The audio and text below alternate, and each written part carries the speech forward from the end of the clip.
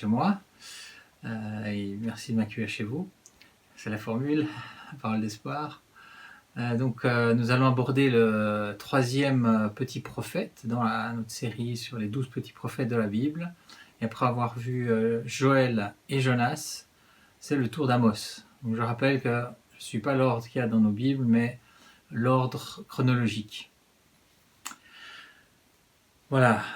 Et d'abord, le livre commence, il y a une petite introduction, mais ça j'en parlerai après avec le contexte. Il y a d'abord 7 condamnations assez courtes, c'est sur les 2 premiers chapitres, sur les 7 nations aux alentours, voisines du royaume d'Israël, du royaume du Nord. Donc il y a les condamnations contre Damas, contre Gaza, contre Tyr, Édom, tout au sud, Ammon et Moab, donc à l'ouest, et puis Juda finalement, juste au sud. Et puis ensuite, tout le reste du livre quasiment, c'est une condamnation, un jugement sur Israël. Alors, les raisons de ce jugement, c'est des condamnations à cause des injustices sociales. Les riches oppressent les pauvres, les exploitent.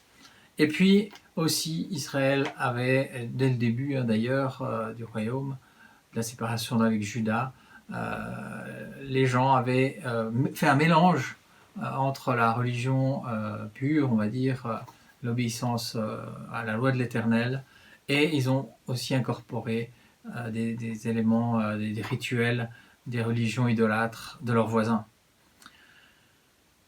Donc Amos annonce le jugement à cause de la corruption, à cause de la désobéissance, et Dieu, il est à bout de sa patience. C'est vrai que dans d'autres livres, on retrouve comme un refrain, Dieu qui est lent à la colère et riche en bonté. Il est lent à la colère, mais quand il arrive au bout de sa patience, et là ça fait mal. Et c'est ce qui arrivera à Israël. Donc, ça c'est pour la majorité, mais c'est possible d'éviter toujours, parce que Dieu est bon, il veut faire grâce. Il y a aussi quand même un appel à chercher Dieu, à changer, à se détourner de ses mauvaises voies.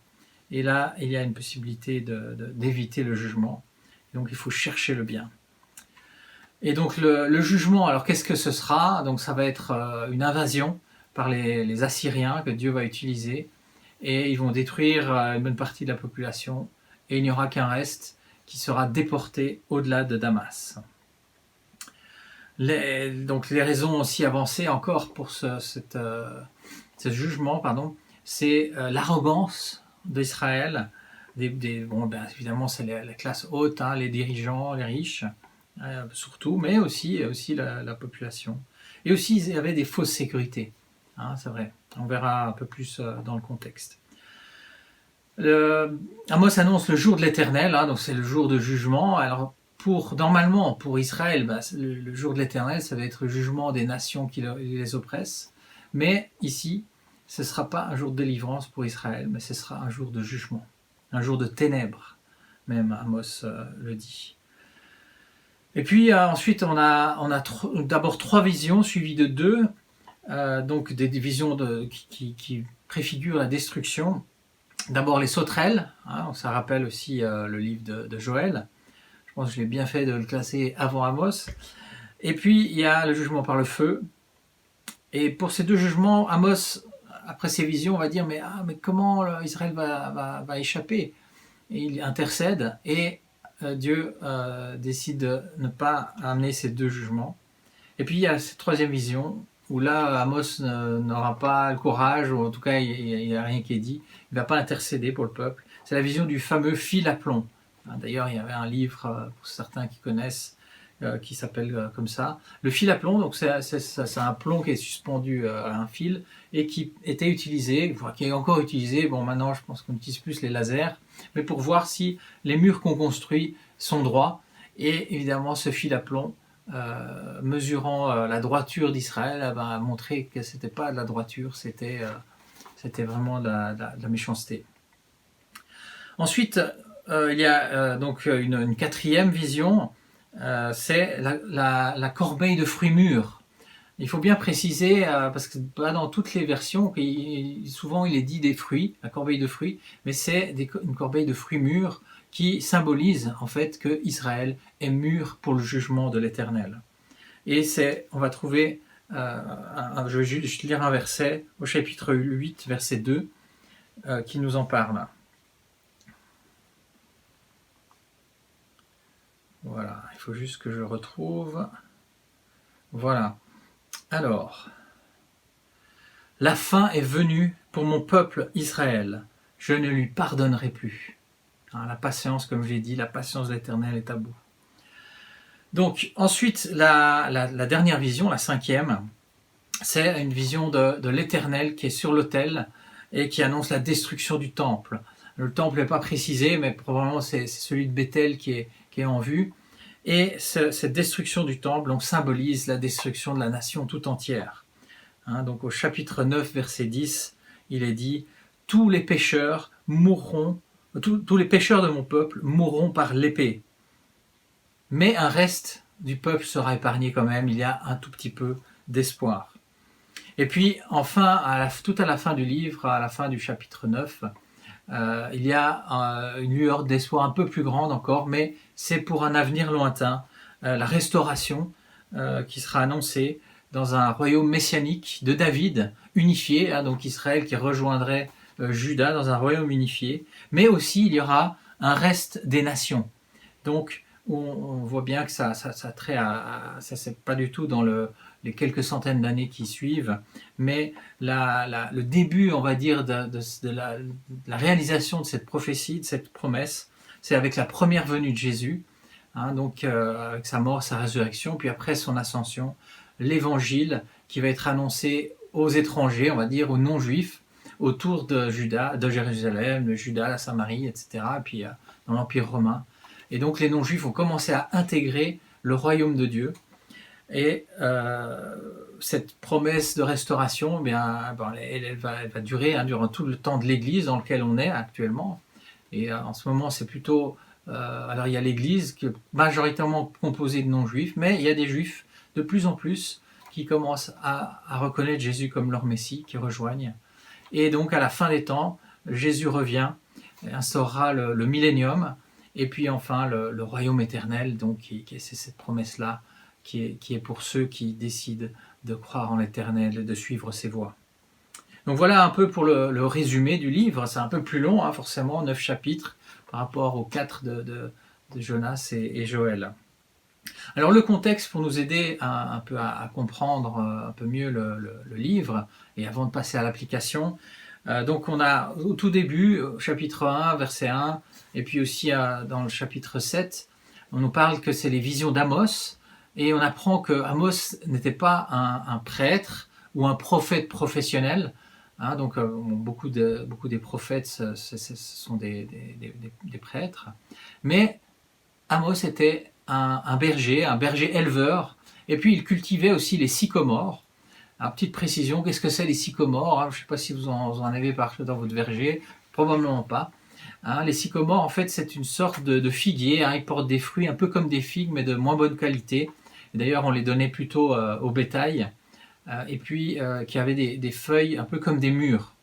Et donc, c'est pour ça que dans certaines versions, on parle de mûrier et pas de sycomore. Donc, Amos, il est de Tekoa, c'est une petite ville à 16 km au sud de Jérusalem. Et il va exercer son ministère surtout à Bethel, qui est en fait tout au nord, juste après la frontière entre le royaume de Juda et d'Israël, donc tout au sud du royaume d'Israël, et donc juste après le nord de Juda, et donc pas si loin en fait d'où venait Amos. Il est dit aussi qu'Amos a eu ses visions sous les règnes d'Ozias de Juda, qui a régné donc de 792 à 740, et puis du roi Jéroboam II d'Israël, de 793 à 753. Et donc on voit que Jonas était contemporain de Jonas, et aussi d'Osée, comme on verra dans le prochain épisode. Il est dit aussi que ces visions ont lieu 2 ans avant le tremblement de terre, et cette précision va nous permettre d'identifier la période un peu plus précisément, donc entre 760 et 750 avant Jésus-Christ. Alors là, je remercie Gérard, qui m'a parlé de cette Bible. Bon, je la connaissais, mais lui, il l'a commandée récemment. Et bon, moi, j'ai suivi. Vous voyez ici, elle est en promo chez CLC France pour l'instant, si jamais. Donc, c'est surtout des notes d'archéologie et historique. Et dans les commentaires, il est dit que il y a des fouilles qui ont été faites dans la ville d'Atsor, dans les ruines d'Atsor, qui sont un peu vers le nord du lac de Galilée. Et ça confirme qu'il y a eu un tremblement de terre au milieu du 8e siècle avant Jésus-Christ.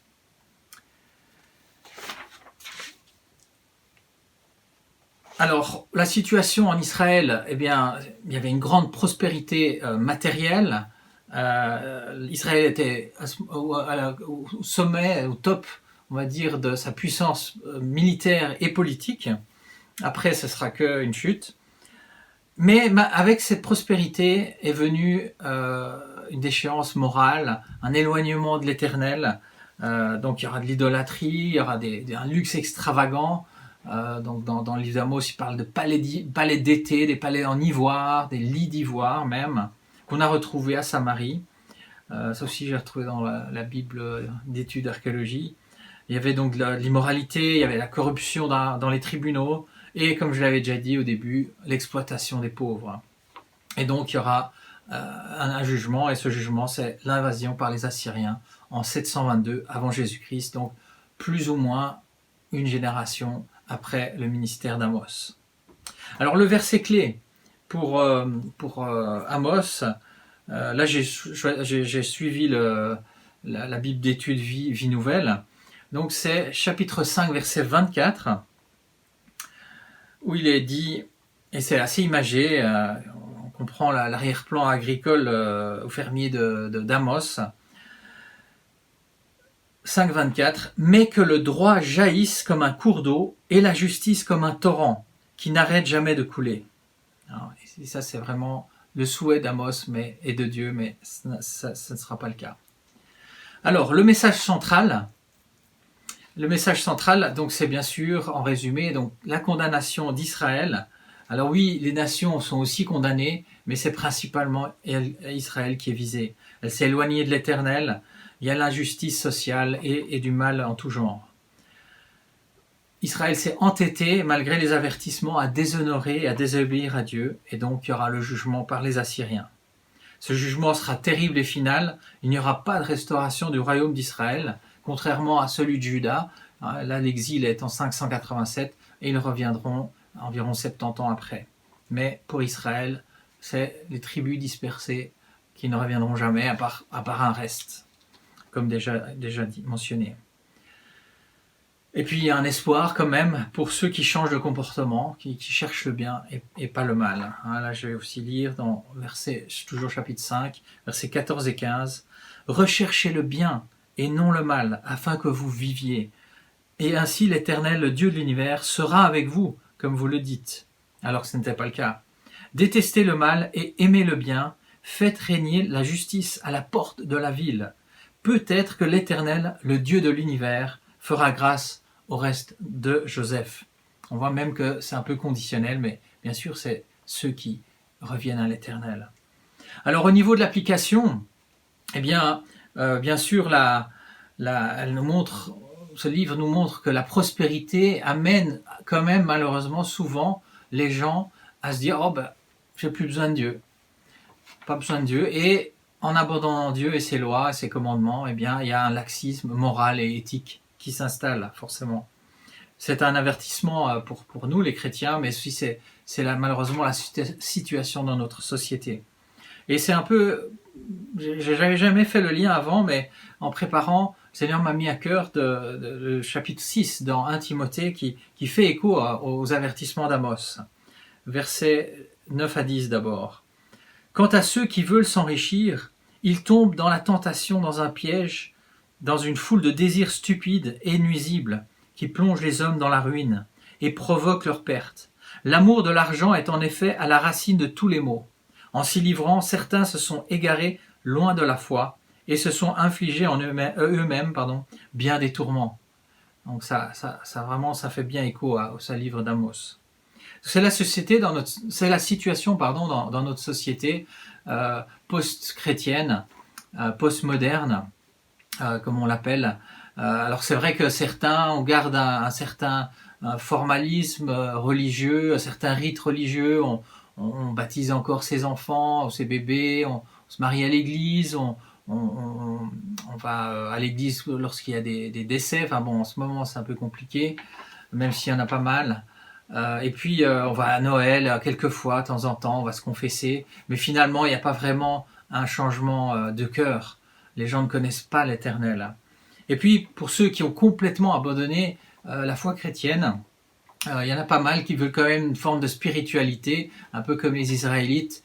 Hein, ils mélangent et on s'intéresse aux rites bouddhistes, certains rites comme le yoga, on met de l'encens, et voilà, et on se sent bien, mais il n'y a pas de changement de vie en fait.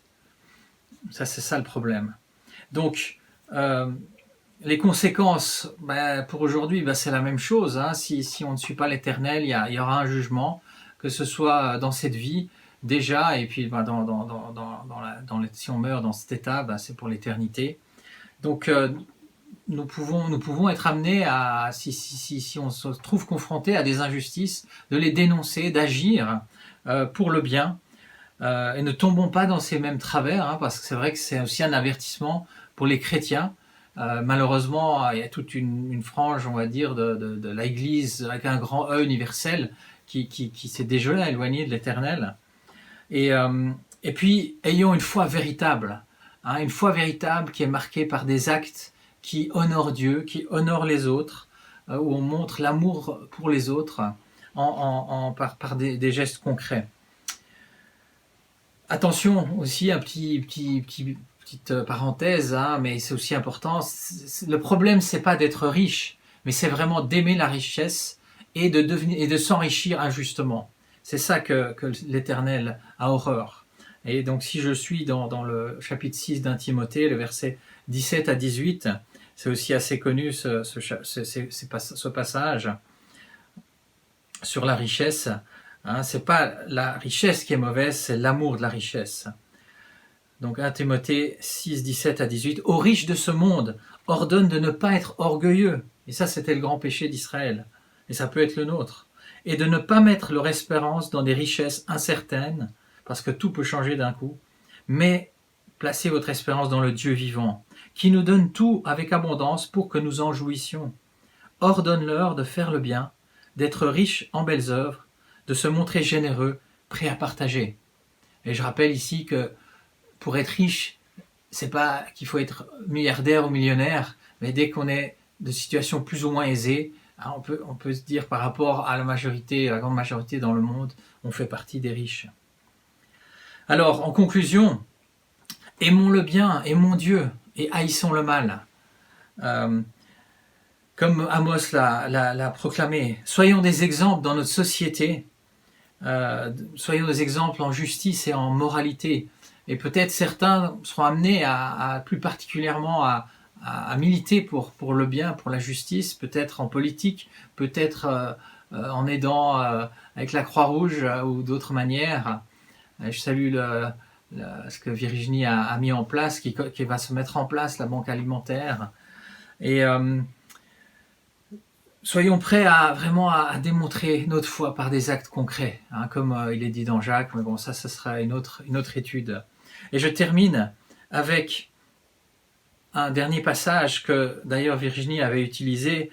J'avais déjà prévu ce verset avant que tu l'utilises, Virginie, si tu m'entends. C'est dans Galates 6, versets 7 à 10, et on va terminer par cela. Ne vous trompez pas, on ne se moque pas de Dieu. Ce qu'un homme aura semé, il le récoltera aussi.